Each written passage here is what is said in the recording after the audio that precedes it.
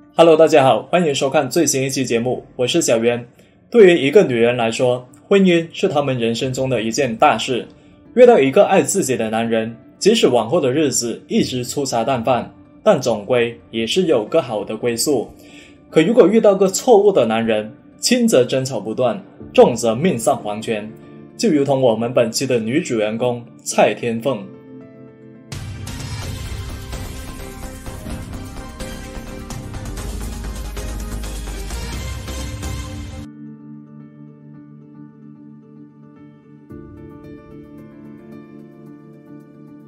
这是媒体公布的监控截图，图片中一名长发女子正在门外等人，期间还时不时按着自己的手机，似乎是在与别人联系。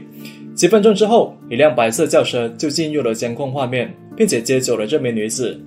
从头到尾几乎看不出任何异常，可自从女子上车的那一刻开始，她的生命就已经开始了倒数。她的家人怎么也想不到，再一次看到她时，双方已经是阴阳两隔。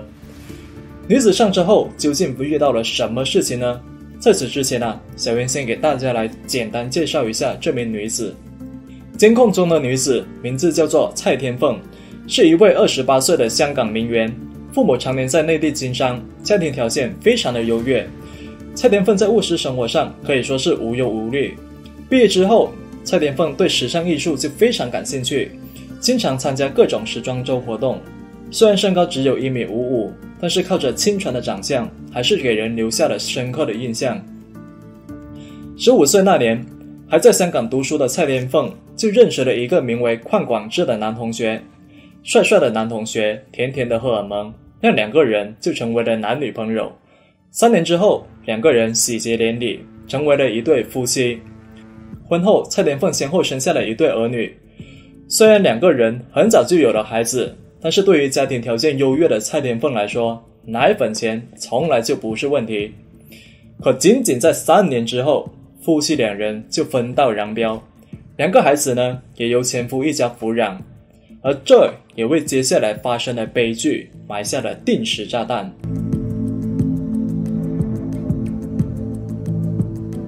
从与蔡天凤分开后，前夫一家人一直没有稳定的职业，还总想着发不义之财，甚至多次利用2个孩子向蔡天凤要钱，一直寄生在他头上。因为不想看到2个孩子受苦，所以在2019年7月时，蔡天凤就主动购买了一套豪宅给前夫一家人居住，入手时的价格是7280万港币，接近1个亿。不过房本上的名字呢，写的是钱家公矿球。那之所以写他的名字一方面呢是蔡天凤可以省下一笔巨额税，而另外一方面呢，则是钱公公答应他，房子呢只是暂时挂在他名下，将来蔡天凤如果要把它卖掉，那自己呢肯定不会阻止。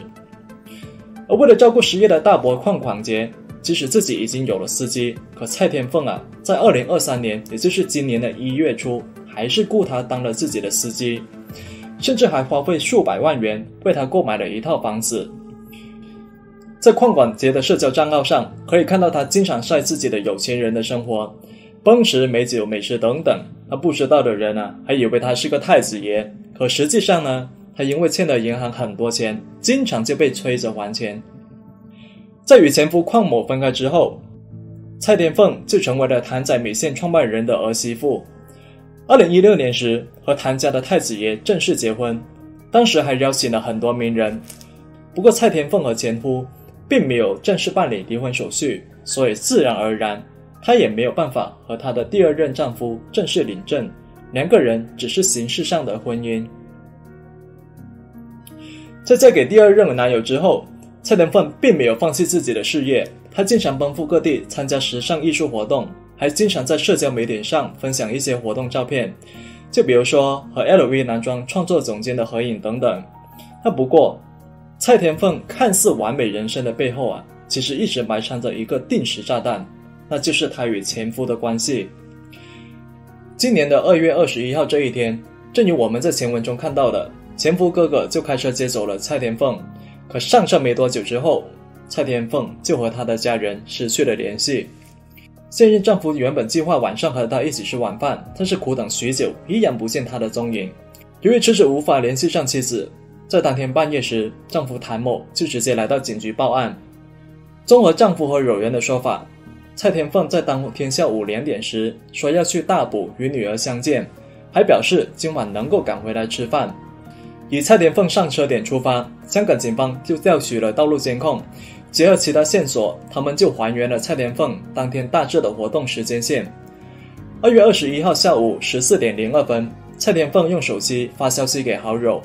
14点15分时，前夫哥哥开着白色7座轿车来到何文田加多利山，也就是前文中监控画面的地方。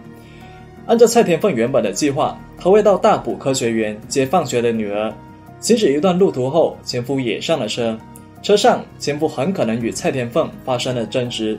15点12分时，车辆就开进了大埔龙尾路。15点58分，邝某开车来到村里的一座3层民房前，期间刚好被村长的住所的监控拍下。那自此之后，龙尾村村外再也没有看到蔡天凤的踪影。到了隔天，邝某的哥哥，也就是前文中接走蔡天凤的司机，手里拿着一个大箱子出现。那随后他还开车带着箱子离开了龙尾村。从监控画面来看，这个箱子明显有一定的重量，而且被包裹得十分严密。从21号半夜接到报案，到3天之后的24号下午，警方才有了重大发现。一番交叉对比后，他们就将目标锁定在大埔龙尾村的一座民房。这个民房的窗户被人用帆布遮蔽，非常的可疑。而且街坊反映，这家人似乎并不怎么喜欢和别人打照面。到了24号下午，经过严密的部署后，警方就突袭了位于龙尾村的这个可疑单元。冲进屋内后，警方就发现里面的设施非常的简陋，只有几张桌凳，甚至连一张床都没有。不过与屋内简陋设施格格不入的，则是一些属于女性的私人物品，例如挎包等等。后来证实，这些东西呢，就是蔡天凤的。与此同时，警方还在屋内找到了电锯，还有切肉机等工具，上面还有残留的红色印记。而在屋内的站立式冰箱里，警方还找到了蔡天凤的下肢。不过在民房里面并没有找到她的头颅和躯干。那看着2锅正在上下翻滚的肉汤，警方是大吃一惊。由于现场不具备检测条件，警员呢只好将他们带回警局。结果发现里面的头颅就是属于蔡天凤本人。那不难想象当时的场景有多恐怖。一边呢是装着蔡天凤下肢的冰箱，另一边呢则是煮着头颅的肉汤，那很难不让人想起当年的恐怖电影《人肉叉烧包》，想想都觉得可怕。在发现残肢的同时，警方也从现场带走了3名嫌疑人，分别是蔡天凤前夫的哥哥，也就是开车接走蔡天凤的司机邝广杰，另外2个人则是前家公和前家婆，2个人分别是65岁和63岁。根据资料，在2022年年底时，蔡天凤就打算把留给前夫一家居住的豪宅转卖，一方面呢是缓解公司现金流的紧张，另外一方面呢则是因为他实在无法继续忍受前夫一家人的贪得无厌。可真听到前儿媳要卖掉房子时，前家公却是非常的生气，他觉得蔡天凤这是要让他们一家沦落街头。争执不下之际，前家公就直接威胁蔡天凤，你要是敢直接卖掉房子，我就杀了你。蔡天凤遇害的消息一出，立马就在平静的香港扔下了一颗深水炸弹，直接就登上了传媒热搜榜。接受记者采访时，香港西九龙钟雅伦警司表示，有确凿的证据证明死者和嫌犯家人存在巨额经济纠纷，在数千万港元以上。钟警司还表示，从21号当晚接到报案，到24号才找到失踪者的下落，中间之所以会隔了这么久，并不是因为警方没有投入足够的资源，而是因为在调查过程中一直有人混淆他们的调查，以至于警方在查看监控上浪费了大量宝贵的时间，最后才把目标锁定在大埔龙尾村。而根据调查，涉案的那个民房是死者前家公在月初时就租下的单元。而更让人震惊的是，种种迹象表明邝某一家人是经过精心策划，因为案发单元房里面没有任何家具，也没有重新装修，这说明从邝某负心租下这个单元开始，就注定有人要命丧于此。为了确保现场被妥善处置以及固定有效线索，从24号下午警方找到案发单元到24号凌晨，断断续续一直有警员进出这个民房。就比如说这张图片就是拍摄于24号凌晨，当时警方正在将涉案物品带回警局鉴定。那事情发生之后，蔡天凤前夫一家的行为就引起了龙尾村村民的强烈指责。而案发单元的附近有一些租户当天下午就搬离了原住所。那小袁估计那个把房子租给邝某父亲的房东，估计想杀了他的心都有。好好的房子给你弄成凶宅。一位案发单元旁边的女住户表示，其实早在1个多星期之前，她就遇到了一些奇怪的事情。当时有个年纪60岁左右的陌生男子开车来到这里，他的眼神非常的警惕，一脸凶神恶煞的模样，而且总是在周围逛来逛去，似乎是在观察环境。后来看了新闻，自己才想起来，当时这个男子的车牌号就是警方公布的涉案私家车。这位住户表示，在后来一天夜里的12点左右，自己还听到了隔壁传来奇怪的声音，很像是搅拌机器的声音。当时自己很想过去跟隔壁理论，但是后来声音很快就停了下来。自己原以为隔壁只是来了个新房客，所以是一时没太在意。那不料如今却发生了这样的惨案，这是谁都不想看到的悲剧。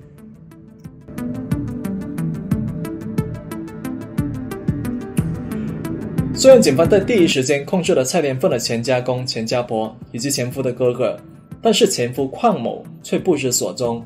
为了抓住邝某，蔡天凤家人就直接发出悬赏令，谁要是能提供有效线索，谁就能获得数百万港币的酬劳。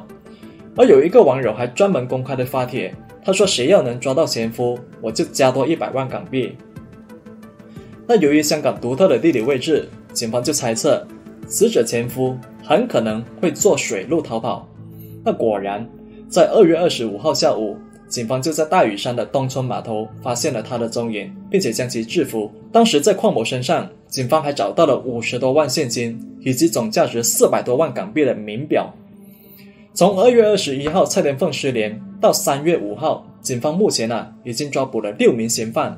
其中4名是死者前夫一家。可以说这一家人每个成员都有案底，案发前几年一直没有正经的工作。前夫邝管志就涉嫌诈骗，前家公邝球就涉嫌强奸，前大伯就欠银行贷款没有还，还有63岁被法庭勒令破产的前家婆李瑞香。不过目前的证据表明，前家婆并没有直接参与作案，而另外2个人则是一男一女，女的外号名叫蓉蓉，是前家公47岁的情妇。案发时在一家按摩店工作，有2名10多岁的儿子。这家按摩店的工作人员向记者透露，这个蓉蓉因为外在条件优秀，是店里的头牌，很多男顾客来消费都点名要她服务。不过案发前一段时间她很少来上班。之前聊天时，她曾经告诉同事，有一个老头子想包养她。到了2月26号，也就是蔡天凤遇害的5天之后，这个蓉蓉就因为涉嫌协助罪犯藏匿被警方逮捕。因为案发后，她在尖沙咀租了一个单位，为的就是窝藏死者的前夫。而最后一个人则是协助前夫逃跑的41岁男子林某。案发期间林某在一家游艇公司做事，曾经试图协助死者的前夫从水路离港。不过随着警方调查的深入，被带回警局的人估计应该不止6个。那由于案件性质非常的恶劣，社会反响也是非常大，所以在案发6天后的2月27号，香港法院就提审了死者前夫一家人，其中前家婆被控妨碍司法公正，前夫、前家公、前大伯则以谋杀罪被起诉。不过就法庭上的表现来说，除了前家婆李瑞香，前夫一家人似乎并没有明显的悔意。根据目前的说法，这一切都是蔡天凤的前家公策划，而他此前的一些劣迹似乎也能佐证这一点。前家公此前效力于香港警方，2001年时升职成为警长，4年后被调往旺角警局担任侦缉警长。吃着公家的饭，按理来说待遇和社会地位都不低。可在后来，前家公在调查一个案件时，涉嫌多次强奸一名女子，以至于被拘留调查。这件事情过后，他就主动辞职离开了警队。而跟被指控性侵的父亲一样，前夫邝某同样在警局留下了案底。在2015年时，他被指控涉嫌诈骗，利用投资黄金的幌子，从4位受害者手中骗走了价值500万港币的黄金首饰。有媒体表示，蔡天凤和前夫分手之后，并没有办理正式的离婚手续。如果蔡天凤意外失踪，那蔡天凤的遗产大概率会被与前夫所生的2个子女所继承。不过因为2个子女尚未成年，所以最终的实际控制人还是前夫一家。加上案发时邝某一家住的豪宅，业主的名字是写邝某的父亲，所以说只要除去蔡天凤，那这套价值7000多万港币的房子自然也掉进他们的口袋。由于在涉事单元里，警方只找到了蔡天凤的头颅和下肢，所以导致死者无法全尸下葬。那为此，警方就在多个地方展开了搜查，其中就包括一个足球场大的垃圾填埋场。可是要在4000吨垃圾中寻找只有2-3个装有死者残肢的垃圾袋，无异于是大海捞针。对此，警方表示，不管搜索工作困难再大，他们也会竭尽全力做好工作，还死者家人一个公道。